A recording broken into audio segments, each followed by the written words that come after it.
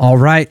Welcome to a tough conversation that we're having today. My name is Alex, one of the ministers at Christ Community, and we're going to have a conversation today around abortion and currently in the legislation here in Nebraska. So if you're listening to this is June 2024. So if you're catching this way later, maybe some of the things that we're talking about here are time-stamped a little bit differently, but I'm excited and humbled to be joined by three guests who are each going to share their unique perspectives about this issue and the current ballot initiative that is at hand here in 2024. And so I'll have each of you introduce yourself and just why you're passionate about this topic. And so I'll first invite you, Mark, as the lead minister of the church. I kind of introduced you, but to share why you're passionate about this. Yeah. Serve as the lead minister. I'd say my claim to fame is 18 years, and the elders haven't fired me yet. So I'm feeling pretty good about that today. And, I'm passionate about this issue because babies matter to God. They're human beings. God loves them. And when it comes to lives hanging in the balance, I think it's critical for the church and for people who follow Jesus to say, hey, we're going to speak for the voiceless, and we're going to stand for those who are vulnerable, and we're going to love people who don't have a voice for themselves, and it requires real live adults to be able to be the voice for them. Yeah, thanks for sharing. How about you, Toni?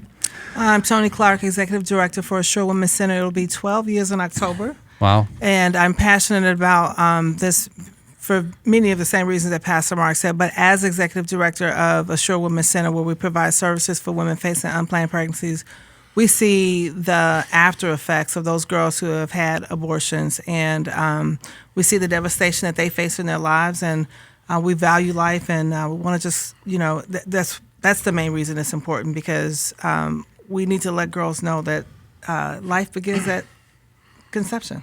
Mm-hmm. Yeah, thank you. And Senator Mike McDonnell, will you share a little bit about you and why you're passionate about this? Yeah, thank you for the invitation to be here today. I've been serving in the legislature since 2017, ran for office in 2016. I represent Legislative District 5, South Omaha, 72nd Street on the west side to the 27th Street, roughly Kennedy Freeway, to center to Harrison.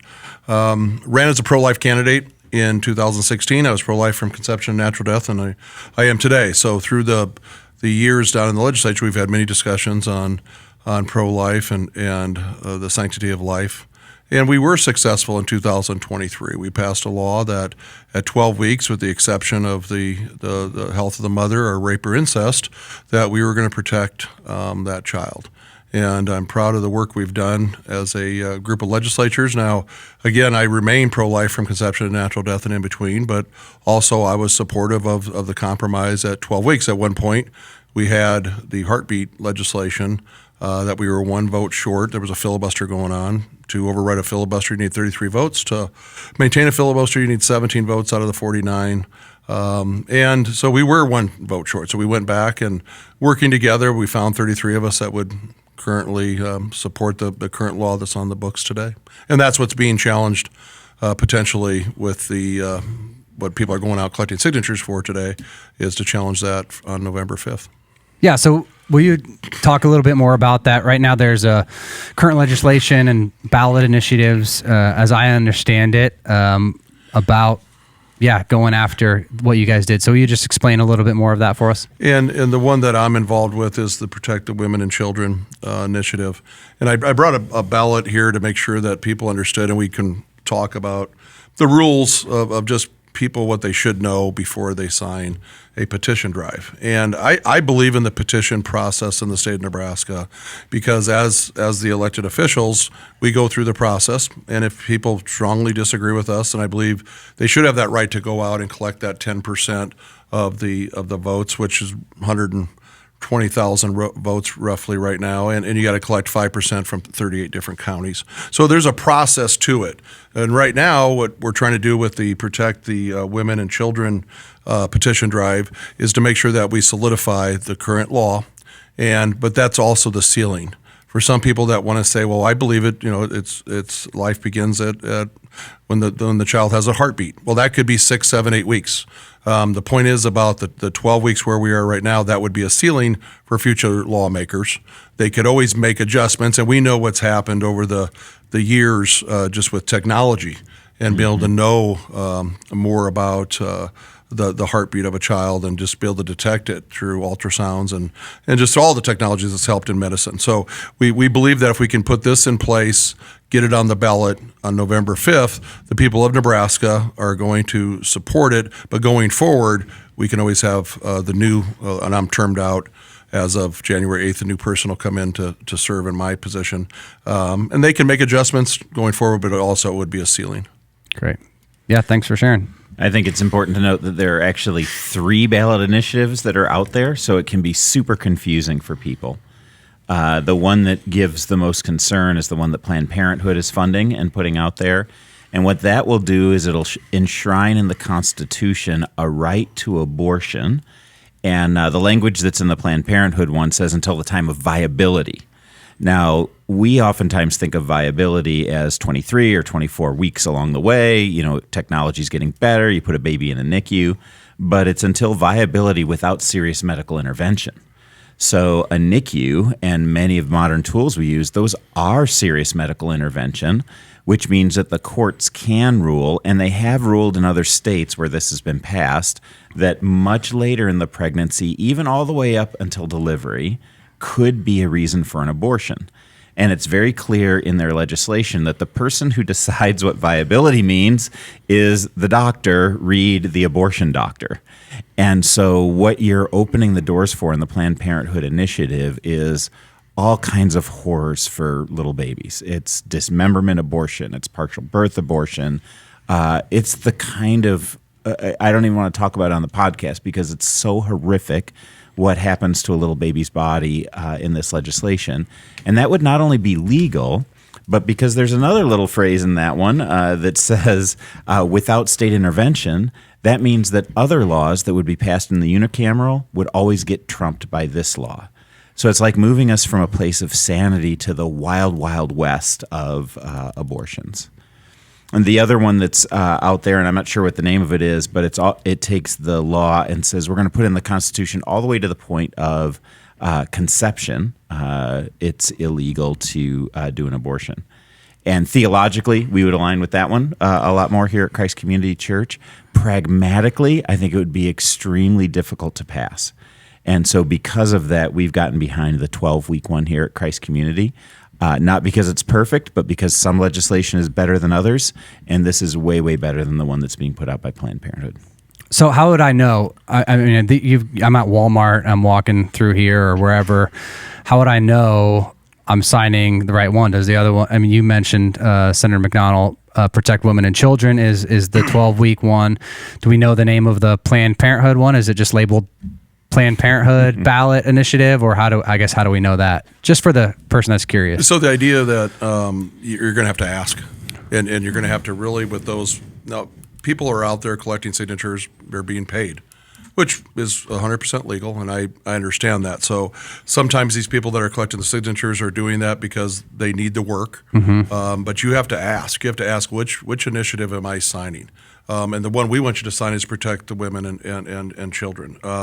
And the idea, but for the person, and I'd like to try to get this in at this point, there's certain rules and circular guidelines that you're supposed to read. The circulator must witness each signature added to the petition. They must read the object statement, must be read aloud to every signer. The signer must completely fill out every section of the information. You cannot fill out part of the petition on their behalf, which has sometimes been happening. Each petition sheet may only contain signers from the single county, and only one circulator may gather signatures per petition sheet. So we want to make sure people are signing the right one, which is Protect the Women and Children, but also we want to make sure that the other people are following the rules that are promoting the other petitions. Yeah, so either way, if you're getting a petition, you probably need to ask people what it is and make sure those rules are being followed no matter what in that. And so, Mark, you shared kind of how this maybe aligns with Christ Community and diverges from that. I appreciate that. Toni, can you share maybe the impact of these initiatives just on the community as you see it and as you deal with women in this and just places like the Assure Women's Clinic? Absolutely. One of the things that to be noted is that the Planned Parenthood initiative actually would remove parental consent as well as medical safeguards. And so I think that's where it would affect us more. I mean, I have 2 girls. I mean, they're a little older now, but I can't even imagine my child going in to have an abortion and I not have consent for that. And I think that's one of the things that really is hard for me is that Planned Parenthood initiative would have removed that parental consent. Wow. Well, let's talk a little bit about the importance of just, before we get into more of the medical stuff, supporting women post-abortion. So this has happened. There's people maybe that don't realize it, and abortions have happened inside of our society, and there's many women who maybe that's happened and there's a lot of shame that they feel or guilt. I know several personally that just didn't have all the best information. They didn't go to a place like Assure and hear a heartbeat, and there's a lot of regret and shame that they live with to this day. So I think it's just important to talk about some of the stigmas and that for somebody listening, so they don't feel a lot of shame as they're listening to all of this, and we can have a healthy dialogue. So Toni, will you just explain maybe some of the resources that you guys have, like what Assure Women's Center is about, the resources that you guys have for women that are considering an abortion, and then maybe those who have had that happen in their lives? Absolutely. So one of the things that people sometimes ignore or don't realize is that there's a post-abortion stress syndrome, PASS, PASS. It's the clinical name for PTSD that's related to abortion. And some of those symptoms include guilt, anxiety, flashbacks, as well as suicidal thoughts. And with the abortion pill, one of the things that we're recognizing in the past has been 20, 25 years before a woman would say, man, I'm still suffering emotionally from abortion I had 20 years ago. But we're starting to see that happen sooner, because now with the abortion pill, they're actually causing this abortion themselves. And so that guilt or that shame is happening a lot sooner, because this is something they've done to themselves versus someone else giving them a surgical abortion. And so one of the things that we try to do is we teach PATH classes. We call it a post-abortion trauma healing classes. And that is a way for a woman and a man to go through our course where they can process the abortion that they have experienced. And I'm going to say it's a freeing, it's a healing, a way of healing. One of the things that we're doing recently is really looking into how we can also provide that path training for someone that's not necessarily religious based.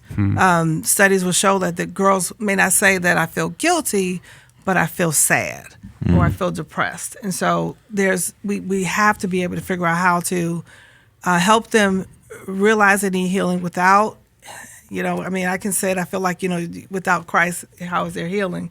But even just getting them some mental help might open the door for spiritual healing as well. Yeah. So we're trying to figure out how we use our resource to do that as well. Great. Thanks for sharing that.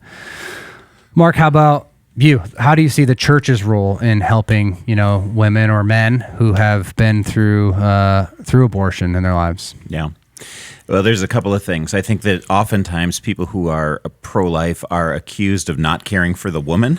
Yeah. And I really think that the church is at the front lines of caring for the women, either the ones who have had abortions or people who chose to keep their baby. So for folks who have had abortions, we create a high grace environment for them. We have city care counseling that's available for people who are going through some traumatic, stressful types of things. We have some grief ministries for women that are dealing with the grief that they've had through having an abortion. And we try and bring the love and grace of Jesus into their lives so that they can say, hey, even horrible things that you've done in the past can be forgiven and healed by Jesus. So that's all real powerful stuff for women who are post-abortion. For women who are single moms, we have benevolence ministry that's available for financial help for them. We give free simple car repairs and oil changes for single moms. We have single moms that are involved in our community here. And so oftentimes the support that they get is through their group, and it's not an official church channel. It's just people taking care of people. And I think in a special way in the church, folks watch out for single moms based on James saying, hey, watch out for widows and orphans. That's a pure religion. And so we just lump single moms into that category as well. And we do a special job taking care of them. We've got amazing kids ministry so that kids that don't have dads will have father figures that are involved in their lives. The list goes on. And that's not even to mention the fact that the church is the leader in the world, the church in general, in terms of doing adoptions and foster care. So when you say, man, are single moms taken care of? Do we have that post care for women who choose to keep their babies? The answer is it's all over the place, and nobody does it better than the church, except maybe the Assure Women's Center, who has their own stuff that they put together in helping women who are post having a baby. Yeah. Senator McDonnell, just curious from maybe the legislative or government side of things, how the current and proposed laws impact maybe post-abortion care and the state's role. I think there's a lot of confusion in media and all that about, a woman's rights and all that kind of stuff. And so curious your thoughts there from. Yeah, and being pro-life from conception to natural death and in between that, sometimes we forget about that in between. Right now, as a state senator, you have people that'll come and they'll share things with you that will just tear your heart out. And some of those are people that have had abortions. Now, regardless if that person has had abortion or not, those people that are in need. And right now, I don't think we take advantage of the people in our community that want to give. And there's so many people out there that want to help. And one way to do that, not only through the church, but through 211. 211 is run by United Way of the Midlands. And I tell people, of course, if you're having someone break in your home, if you're having chest pain, your house is on fire, of course you call 911. But right now in our community, other than that, you call 211. If you need food assistance, housing, you have a question about your taxes, call 211. So a lot of these people, a lot of these women feel like they're alone, and a lot of times they are. And if we can help them, of course, spiritually, but actually with just the opportunity to call 211 and say, here, I need a job, I need shelter. That's run 24 hours a day, and up to about 4 years ago, that was business. That was basically banker's hours.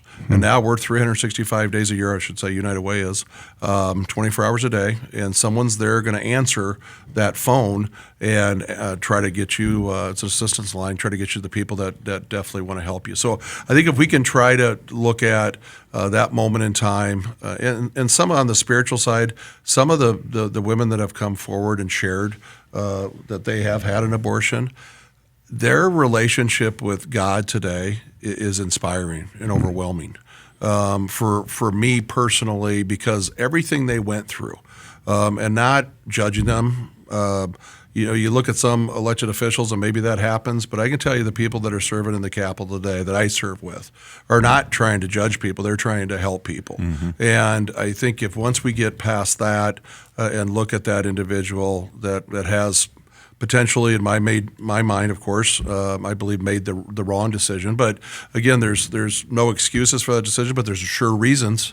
And we can eliminate a lot of those reasons by supporting these women and making sure that they're not going through this by themselves. Yeah, I didn't even know that about 211. And I've lived in Omaha. I'm a part of this community. I often refer people to different places. So even just that helpful information. Super. Yeah, please tell them to call 211, and there's someone there that's going to assist them and direct them the right path to get the help they need. Yeah. Now I'd like to turn the page to maybe the medical side and the ethical perspectives that are out there from each of you, and just what you're hearing. Maybe if you are hearing from doctors, I'm sure, Senator McDonnell, you have heard from doctors that are professionals on maybe both sides of this issue. So what's the medical world, as far as at least you're hearing, and people that have contacted you been saying about the proposed changes and the current how it currently stands in the law and the proposed changes? And you can read some of the testimony that different physicians came in, and of course they don't all agree. But one thing I think they can agree on is, as we move forward with technology, I think it helps us see that human being at that early stage of life, which maybe 60, 70, 80 years ago with technology, you couldn't say it. For example, the heartbeat, the idea of feeling pain, the idea of that brain activity where they're feeling the pain. I mean, there's things I think in the last, and physicians that are pro-choice and physicians that are pro-life will agree with the technology, and you could see that in their testimony. You could see that when they came in to lobby us as senators with the information that they were presenting. They weren't. There wasn't a lot of disagreement on the idea of the heartbeat, the idea of feeling pain. Now, of course, some were pro-choice, some were disagreeing with that. But I really thought there was some good discussions by the physicians on public record, but also based on coming into my office as an example and having those discussions. Mark, how about the ethical considerations you think from a religious perspective that kind of go into these decisions and making them? Yeah, when we consider going all the way back to Genesis chapter 1, when it talks about how human beings are made in the image of God, we see that there's the divine stamp of God on every human being, which makes them inherently valuable. Jeremiah chapter 1 talks about how God knew Jeremiah when he was in the womb. Psalm 139 talks about how we're beautifully and wonderfully made. We're knit together in our mother's womb. And so all of those say a baby, when it's in utero, is known by God and created in the image of God. This is where our conception of life being valuable comes from. Now, a lot of people will look at the process and say, well, where in the slippery slope do you get the image of God or do you get your humanity? And I would say scientifically, when the egg and the sperm come together, they create a unique DNA code. And so for the first time, you have a body that is not a part of the mother. It's its own body. So it's an independent human with its unique DNA code from the time of conception. So we would say here at Christ Community, that's the point at which someone is a human being. It's at the point of conception when it has its unique DNA code that God knows it as a real live human being. Now, there's a lot of ethical considerations that go along with that. One is, so when is it right? When is it wrong to do abortion? When is it actually killing a human being? Well, from the point of conception is the answer that we would say ethically related to that. From that point of conception, it's a person and should be treated fully as a person. People will ask questions like, well, what about serious medical emergencies, the life of the mother? In my mind, that's where things get really hairy and sticky. I do think that there are some extreme cases that are out there that are both extremely rare and also are extremely well publicized. So it's interesting how folks who are in the other camp will take the really rare stuff and treat it as common. It's extremely unusual. I think we need to treat it with care in our ethical considerations. When you're considering the life of one human being versus another human being, it's a totally different perspective than when you're talking about the convenience of one human being versus the life of another human being. So I think that's where it's ethically difficult, and it's a case-by-case kind of a situation. People oftentimes ask about the question of rape and incest. And man, my heart goes out to women who are victims of rape and incest. It is a horrible thing to have to go through. But the baby inside of them is still a human being with full life and dignity. And taking the life of that human being doesn't make right what happened with the rape and incest that took place. There's a consequence that continues on that shouldn't be to say, let's add murder to rape and incest, and that makes it something that's good, or it lets the woman off the hook. She's going to have trauma in carrying that baby. She's going to have trauma in aborting that baby. And we just need to say, hey, let's keep the life of the baby intact and love the woman through the process that was started through a traumatic event. So that's kind of a survey of some of the ethical considerations that go with that. But biblically, we see a baby as being a human being from the point of conception. Yeah, thanks, Mark. Toni, I'd love to hear, because I know you guys are on the front lines of this kind of ministry and stuff. People maybe that are thinking through this, you guys have done a great job, especially in Omaha. If someone's searching abortion, those words, they're going to come across the Assure Women's Clinic and Center for those exact reasons, because you guys want to serve and help people that are confused, that are maybe, as Senator McDonnell said, lonely and feel like there's no place to go. So will you just share with us some insight on your experiences, what you guys do there at Assure for those who don't know, and just, you know, late-term pregnancies maybe as a part of that, and just the medical advice that you guys are allowed to give and do give? Yeah. First of all, if the abortion industry's initiative passes, abortionists could possibly perform abortions up at their judgment up until the time of delivery, which would be the second and third trimester. Typically, most of the girls that we serve come in at first trimester, first couple of weeks when they're pregnant.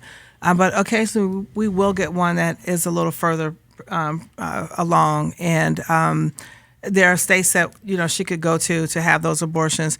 But one of the things I think we try to help her to realize is that baby feels pain at 15 weeks or earlier. And so I think sometimes we don't recognize that as a society, that baby at 15 weeks feels pain. And so I think that's huge. And then the risk for maternal death from septic abortion increases the further they are in their pregnancy as well. And then another thing that we're noticing. Can you explain that a little bit more? What's the maternal death from septic? Septic abortions increases. What is that? Can you tell us what that means? So, good question. I've had to preface, I'm not a medical professional, but when they're further along in their pregnancy, if there is something that would happen, whether it be a surgical abortion or even with abortion pill, septic, they could potentially be poisoned because of that abortion, if that makes sense. Yeah. And the rates of the death of the mother go up when that takes place later in the abortion. Absolutely. Or later in the pregnancy. So not just risky, obviously, for the baby, but the mother's health risks go up at that point. Absolutely. Okay. In fact, even with the abortion pill, there's a time limit. They're supposed to take the abortion pill, but if they take that abortion pill later and the baby is bigger, they will have consequences as well. And what we've been hearing from the girls that we serve is that when they're given the abortion pill, they're being told if something happens, if you bleed, when you go to the ER, don't tell them that you've taken an abortion pill. Wow. And so because that's one way they would track how the consequences of abortion pills. So if they're being told, if you have problems, if you start to bleed, don't tell them you took the pill.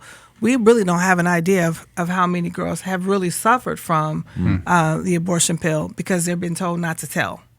So I think one of the things that's underreported, you may have wiser commentary on this, is how much trauma happens in women's lives, not just emotionally, but physically as a result of abortion.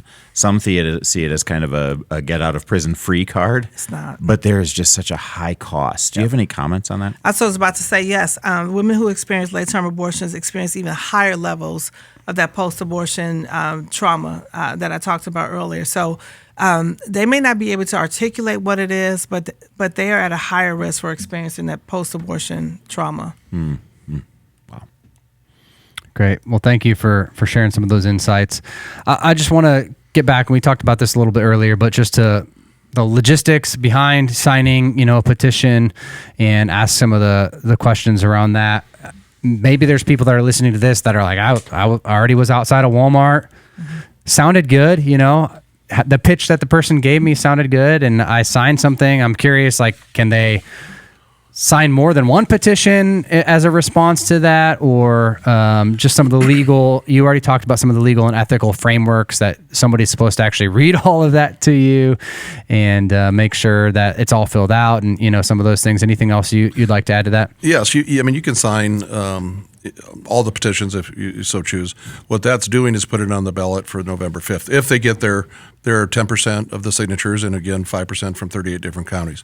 But if you think you made a mistake and accidentally signed a petition that did not get all the information, you can contact Secretary of State and say, I'd like to have my name removed.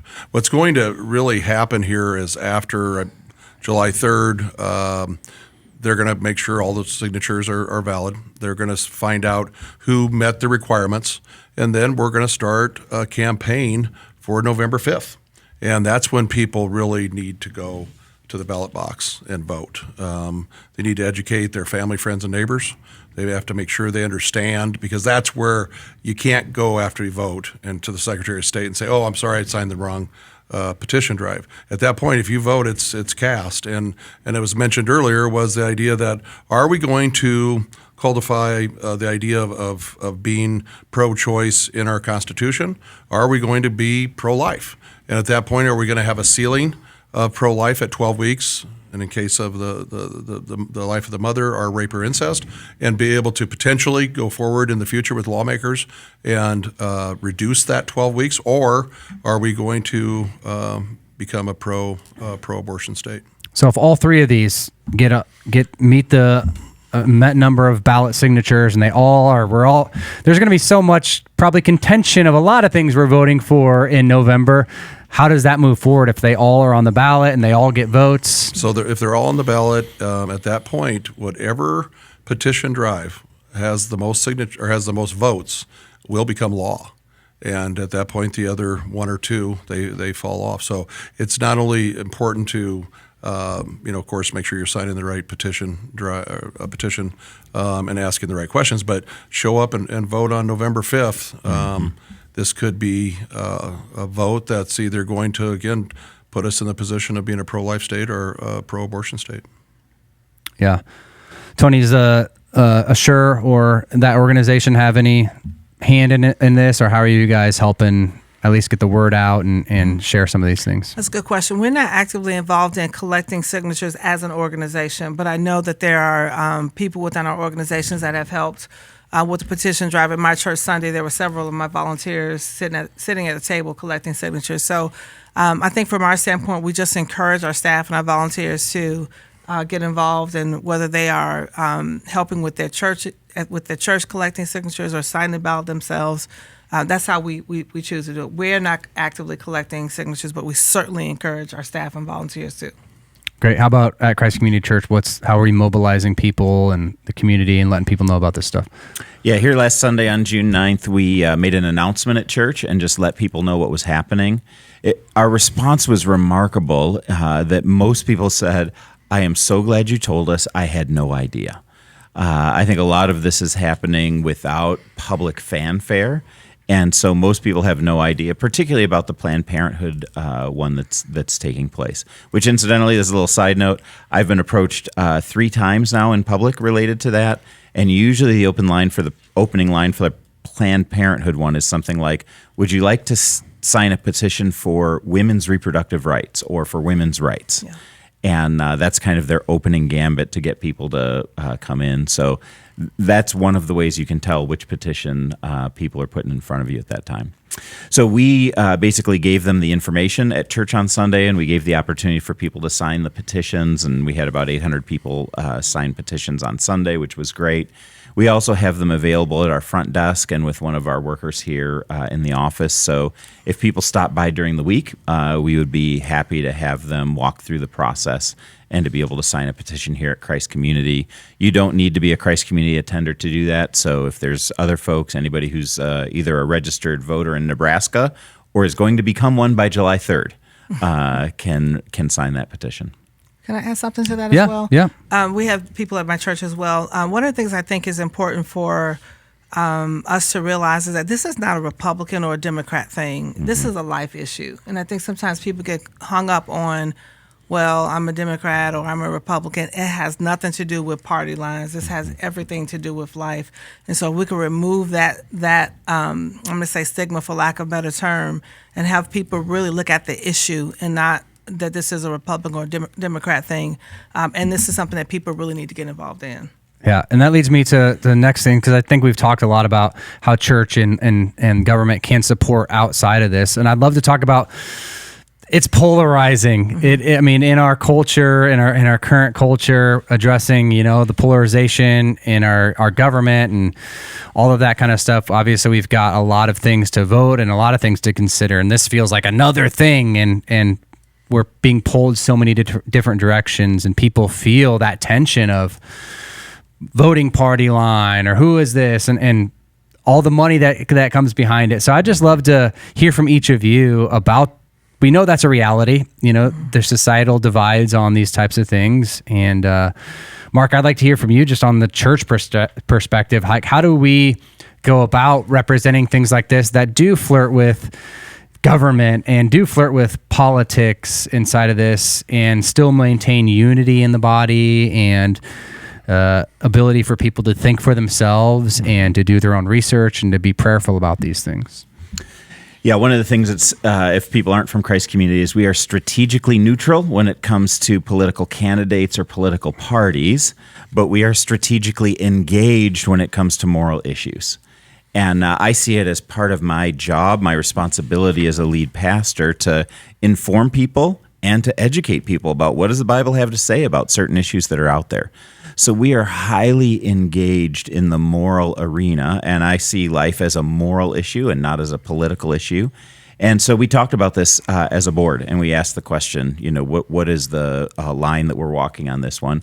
And it became really clear that this is, while it enters into the political arena because we're signing ballots and, getting signatures for something that will be a political vote, morally, what hangs in the balance is so huge, which is literally the lives of tens of thousands or more babies and severe violence that would be happening against people who are helpless. And as a church, we asked the question, are we opposed to violence against the innocent? And the answer was an easy yes for us to be able to say that. Now, are there going to be people out there who disagree with us? Especially, we're the kind of church that says, hey, we want to be a safe place to ask dangerous questions. We welcome people from all religious backgrounds and all perspectives. We know on a Sunday morning when I make that announcement, there's going to be people there who disagree with me. And so we try and create some safe space to say, hey, we know that there will be people who will disagree, and there's no pressure to sign if it's against your conscience here. At the church. In fact, we did it in the gym rather than in the atrium, so that if there are people who are wrestling through that, they could, in a shame-free way, just, leave the church or engage in community or whatever they wanted to be able to do.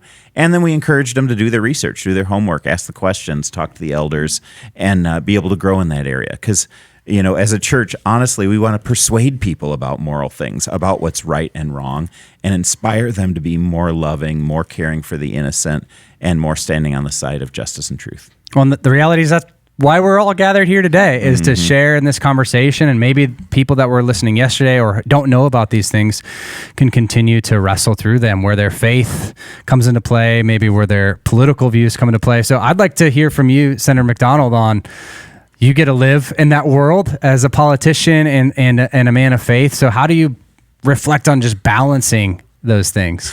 I would encourage you to call your state senators. And when I say that, there's going to be state senators that are pro-life. There's some state senators that are pro-choice. But when you have questions like this and say, okay, well, I just don't know how these ballot initiatives are working. Which ones should I sign? Or if I made a mistake signing ask those questions. I had a conversation with a constituent recently that we went through the idea of what was happening, what happened with the current law, why I voted the way I did. This person was clearly pro-choice, but the idea of how the petitions were going to work, the vote in November, at the end, I believe I made that person, gave them the information they needed, but also gave them the opportunity to kind of reflect upon what we were doing as a state. Yeah. And I don't believe there's people out there, we talk about, and Mark mentioned, taking the position of from conception, which I am, to natural death and in between. Well, this person was clearly not up to the time of birth either. Yeah. So they were not into the 34th week into the third trimester. They were totally opposed to that. So having the discussion about where we're going to be currently with the 12 weeks, where potentially the country as individuals, I think, and it's hard because it's a human life. So the easy way to say, well, we can agree to disagree. It's really hard. It's hard because I feel strongly about it, and this person did too, but some of the things she shared with me made me understand a little bit more. So as state senators, as elected officials, we encourage people, if they agree or disagree with us, to call. And if we're not in the office, which everyone's talking about a special session, so we're not down there like we are during the session, but we have our staff, and our teams in our office are there to try to answer the questions, regardless of if that person is calling to say, oh, I want to sign the petition that's pro-life. I want to sign the petition that's pro-choice. Okay, we start there and say, okay, here, we're going to explain to you how to get that information, and then if they want to have that discussion, I believe all 49 senators would have that discussion with them and try to give them all the information. Again, if they ask their positions, it's going to vary, but please take the time to call your state senator before you make the decision on which petition to sign. Yeah, and I think, Toni, you already started to talk about it, how you guys talk about it at your at Assure, and people that you talk to try to remove as much as we can, the donkey and the elephant, Democrat, Republican, from this conversation, and think about it from life. Is there anything else you want to add from just the polarization that this can cause in navigating the diverse views? Yeah, I'd say, for sure we are right in the crosshairs of the dysfunction or separation or whatever. But our main concern is to make sure that young lady has a safe place that she can come and get the information that she needs to make a life choice. And so in order to do that, we try to keep the politics and the church support, those things separate from the services that we provide. And I think we do a fairly good job of that. When I'm out speaking, then I can be a little more open about, what we think and how we view things and how we serve girls. But we just really want to create a safe place for her. So we're not looking to, start a fight, be in the fight, that she can see us. We value life, and I think that's hugely important. It's why we exist. We value life, but we want to present it in a way that she feels like this is a safe place for her to come and get the information that she needs. So we try to avoid, almost keep the two separate. We have a patient website, then we have a donor website. The donor website, we're talking about things like this. Our patient website, we're talking about getting her the information that she needs. And so that's how we tend to keep the polarization away from those that we serve. Yeah, that's great. That's helpful. And you're building bridges, at that point. Absolutely. To create a safe space, which I think is great. I'd love to talk, and I think we've addressed this in some ways. I think you already did in some ways, Senator McDonnell, but if you have more to add, just public policy, how does evidence-based decisions, so you talked about some of the medical stuff and, science is clear on where pain happens, where a heartbeat happens. So how does this evidence-based stuff play a role, and how have you seen it play a role maybe in policies being made over the last, you were talking about maybe 80 years ago, we just didn't have this evidence. We didn't know when a baby could feel pain, when we could have a heartbeat. And so what kind of response do we need to have when we get more and more of this evidence as people? Overall, as state senators, I really do believe people underestimate their influence. The idea of calling their state senator, talking to, of course, a staff member if you can, or emailing, and during this discussion on our pro-life, if we were going to go ahead and pass a law that was based on the heartbeat, now there's 49 senators, and you can introduce things as senators. You can advocate for things as senators. You can't pass anything by yourself. You have to have either 25 votes, or if there's a filibuster, 33 votes, or 17 to run a filibuster. So on an issue like this, we knew there was going to be a filibuster. And for the point of where we got to the vote of the day on select file on the heartbeat, there was one senator that decided not to vote. So we were one short. At that point, we had to regroup. Very disappointed, but also knowing that was part of the process. But all that information, all the medical side, their testimony, those individuals, those people that came in, those women that shared their experience, and some are just so sad, and again, it rips your heart out. But all that helped to, I believe, try to get 33 senators, and eventually were successful of coming together with the current 12 weeks. But I believe as we go forward as a society, if you think about the history of abortion, you go back to the Roman Empire. The Roman Empire had the exposure law. And for 7 days after a child was born, the head of the household, a man, could make a decision saying, based on, I think this child is illegitimate. This child is deformed. We can't afford this child. For whatever reason, I don't want this child. Well, the exposure law, you could take that child and take them out to the garbage heap and put them on there. Therefore, they would die of exposure, or someone could come along and turn them into a slave. So you look at society where we've moved from that, the exposure law in the Roman Empire, to where we are today. I think science and technology is going to help us so much as elected officials. I think just as general citizens of our communities understand. Again, talking about the idea of heartbeat at X number of weeks, 5, 6, 7. The idea of feeling pain, the brain activity, just all those things coming together to make sure we understand. And as we're taught, you look for the face of God in every person. And right now we can't see that. So the most vulnerable, the weakest of our society, the voiceless, We know some of the reasons why. Again, no excuses, but if we could erase some of those reasons and make sure that these women have our support, and just have the basic needs of shelter and food, and just knowing that people are there to support them, I think is going to stop a number of abortions, regardless of what the law ends up being. Yeah. Mark, do you have any other thoughts on that as far as our church's view, the church at large maybe view on balancing the doctrine and public policy? I know you've shared quite a bit on it, but yeah, churches in general take a wide spectrum of views that they have on this. Some are very engaged in politics, and some avoid it like the plague.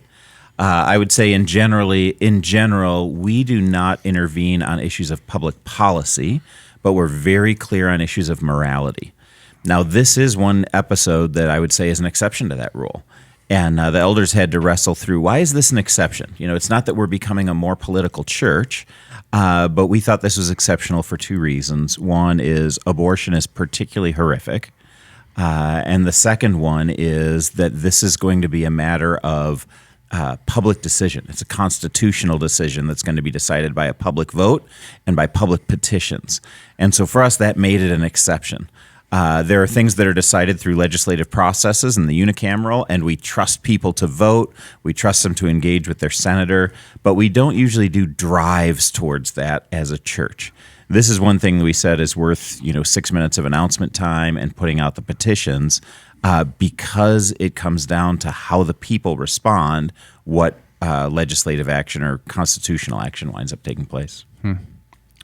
And Toni, what about the implications for women's rights and health from just a community support, which you guys are a part of, your perspective? Yeah, I don't think there's any woman that wakes up and says, today I'm going to have an abortion. Women don't want abortions. They feel trapped. They feel scared. They feel like they don't have any other choice. And our abortion industry is $1 billion industry that is taking advantage of that young lady when she's probably at her weakest point. And so we do need to provide support for her. We do need to provide truthful information for her so that she can know the truth about her options. And that's what Assure does. I challenge people when, sometimes people say, what about women's health care? I often challenge people, when you hear that term used, think about who's using it. Mm-hmm. Women's health care is not abortion. Women's health care should be heart disease, should be breast cancer. But when you hear the word women's health care, it most always refers to abortion. And so I try to challenge people to say, when you hear that word, ask yourself who's saying it and why they're saying it. Because the abortion industry is pushing that because it's a profitable business for them. Mm-hmm. And can I throw in on top of that not only is it not women's health, it's a violent activity. Yes. That 50% of the time is against a woman that's in the womb, and 100% of the time is violent against the woman who's experiencing abortion. Absolutely. Abortion is not a gentle thing on the body. It's not tame. It is painful, and it's a horrible experience. So to put together women's health with abortion is really an oxymoron, because it's painful for the woman and it's killing the baby. Yeah. Mark, while you're talking, will you just explain maybe how the church just integrates its stance on abortion with other social justice missions? So how do we do that with not just, we use words like pro-life, and sometimes there's proponents that'll say, well, what about other issues that are pro-life? What about prison reform? What about other, the lethal injection, and so on and so forth? People will tie all those things together. And so how does the church just integrate their stance on this, but other justice initiatives that sometimes maybe get co-opted by political parties and so on and so forth? Yeah, absolutely. So nobody can be involved with every issue, but at Christ Community, we try to be involved with a whole host of issues, a wide range of issues. So we're deeply involved with refugees, for example, here in Omaha, because we care deeply about their lives, single moms, the poor. We've got a prison ministry, Rise, that we're deeply connected with in taking care of prisoners and helping reduce recidivism rates and making sure they've got a chance when they get back into the outside world. We've got a bunch of different ministries related to mental health here as a church, which is one of the biggest epidemics that has arisen in our culture. City care counseling, renewal groups are an important part of that. So when we consider people who are, abandoned, people who are lonely, people who are unhealthy, people who need healing, love, justice. We try and be involved on multiple different angles to be able to impact our city. So abortion and abortion legislation are just one small aspect of what we're involved in, but it goes to the broader perspective of defending the innocent and standing for justice. How about from a government type of point of view? How does this intersection with abortion legislation come into play with other just social justice kind of reforms and missions that we have to look at as a society? Yeah, and that's when I say pro-life from conception, natural death, and in between. So the in between part is the idea of how do we give food assistance? How do we make sure that people have shelter? If you look at the criminal justice system and people that have been incarcerated, how do we give them that new start? How do we, again, not condoning what they did, not making excuses for them, but there is reasons. If you look at anything in society, I think negative or positive, you can look at positive reasons, negative reasons of what's going on. So the idea of someone, and I believe you can look at stats of someone that's going to eventually, a woman that's eventually is homeless, that has been abused, the idea of them possibly going to have an abortion at some point, the risk factors are up so much higher. So if we look at that and say, as you start talking about November 5th and the roughly the 4 months after these signatures are in on July 3rd and all the activity and all the discussion, we should also be talking about what happens regardless on November 5th on Election Day, what happens in January. Those senators are going to be there for the first 10 days of the legislation, or the session. They have a chance to introduce legislation. So what do you want them to introduce? What do we want our community to look like? When I ran in 2016, I said, good neighborhoods build good cities build good states. What creates a good neighborhood? It's good public safety, it's good paying jobs, and it's good public education. If we concentrate on that, sometimes I think we get so caught up in, oh, you're a Democrat, Republican, Independent, we forget about the people that are Democrat, Republican, and Independents. Mm-hmm. And those people are all struggling. We all make bad decisions at times because we don't think we have an opportunity to possibly know what the right decision is or have the support to make the right decision. So we can't just, if this is just going to be a deal where we're going to pass legislation and everyone's going to go vote on November 5th and then forget about that in between life of what happens to that child.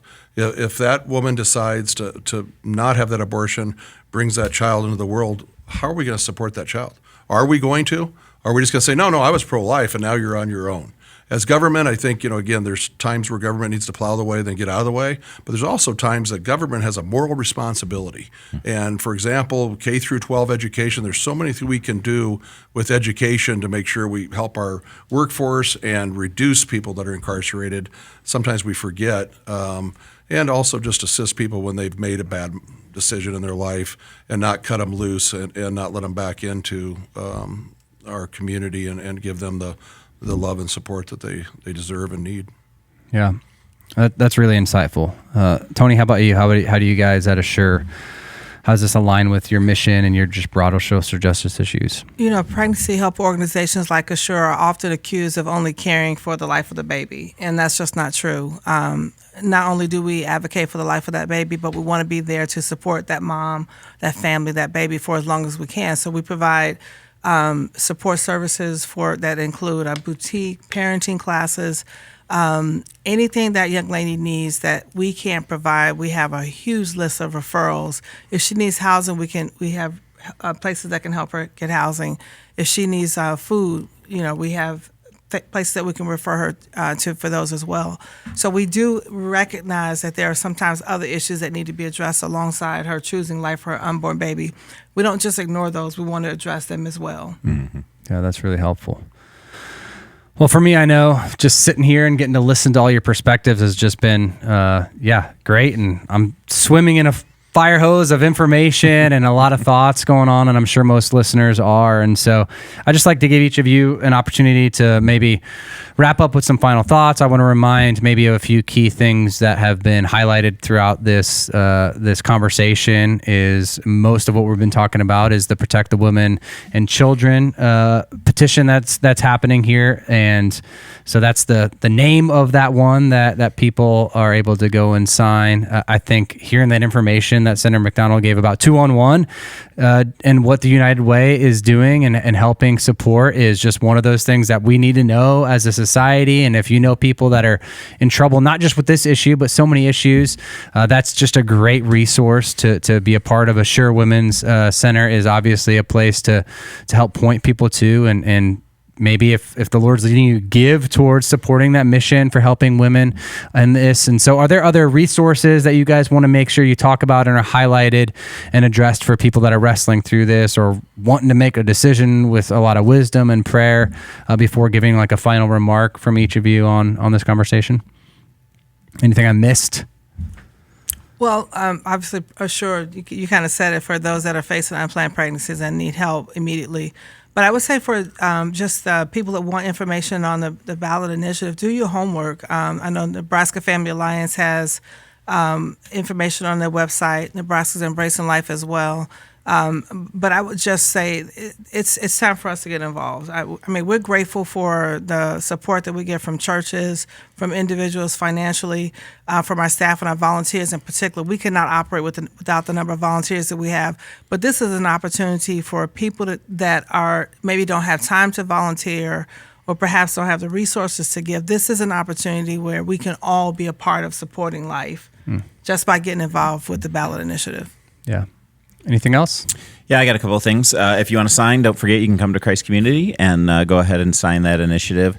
And I just want to give a shout out to our two guests right here. Mm-hmm. Some people may not know the Assure Women's Center is one of the leading women's centers in the entire nation. And people come from around the country to be trained by Assure in how to do it well. They're classy, they're well-informed, they have free pregnancy tests, free ultrasounds. They are just really, really amazing in the way that they treat women.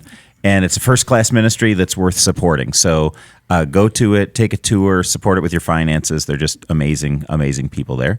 And thanks to Mike McDonnell, we didn't say this at the top of the hour. Mike's a part of our Men of God ministry here on Friday mornings at 6 a.m. He shows up to pray and try and become more like Jesus. And I'm just encouraged that there's people in our legislature like him and Kathleen Kauth and Brad Von Gillern that just, man, they love Jesus. They stand for life. And if you have a chance to encourage your state senator, send them a note, tell them thanks for standing for the right things. It's a battlefield out there. And for them to know people are behind them is really helpful. Or your state senator may be on the other side, and to lovingly persuade them and convince them is a great thing to do. So thanks to both of you for the way that you are impacting our culture in ways that are amazing and positive and life-giving. I don't know how many citizens know out there, but we start every legislative day on the floor off with a prayer and a Pledge of Allegiance. And Mark's been down and led us in prayer, which is a great way to start the day. In the Capitol, we have a Bible study on Wednesdays. We have a prayer group that meets on Tuesdays. Of course, I encourage people to come here on Fridays because it has been great. And I know we're taking the summer off, but really you talk about how that can change your day in a positive and set the tone. And I'm really encouraging people to sign Protect the Women and Children petition, but also, try to get that information and try to understand it and ask questions, pray about it. But please be involved, because once those signatures are gathered and they put it on the ballot up for November 5th, we're going to decide as the citizens which direction we want our state to go. And right now it's so important that people are well educated on the issue, and I think take the time to vote on November 5th. Great. Well, again, as Mark said, thank you both for just carving time out of your busy schedules. This was thrown together pretty last minute, making sure we help people know this information, and for each of you just joining and giving what you do and the way that you serve the public, the way that you serve us as a society and a community. Just a joy to have you guys here, and hopefully for those that are listening, hopefully it's been thoughtful, thought-provoking, and leads you to prayer ultimately about this kind of discussion. So thank you again, everybody, for listening to this conversation. If you've got more questions, you can reach out to us anytime online at cccomaha.org. If you've got questions or you didn't catch something, you want to know something that happened there, or a website, or any of those links, then we will be sure to include those in the show notes. Until next time, we'll talk to you then.